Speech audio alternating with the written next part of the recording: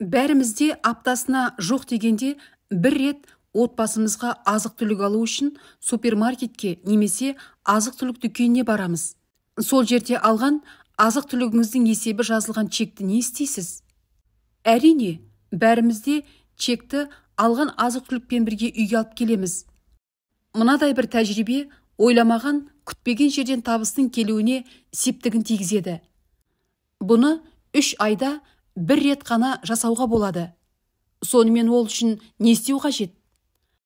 Азық-түлік дүкеніне барып, өзіңіз үшін немесе отбасыңыз үшін азық-түлік алғаннан соң, кассаға келіп есептетіп болғаннан кейін, сатушы чекті бергеннен соң, бірден сол чекті мыжып, умаждап, сол дүкендегі чек тастайтын корзинкеге, я болмаса қоқыс тастайтын жәшікке тастау керек.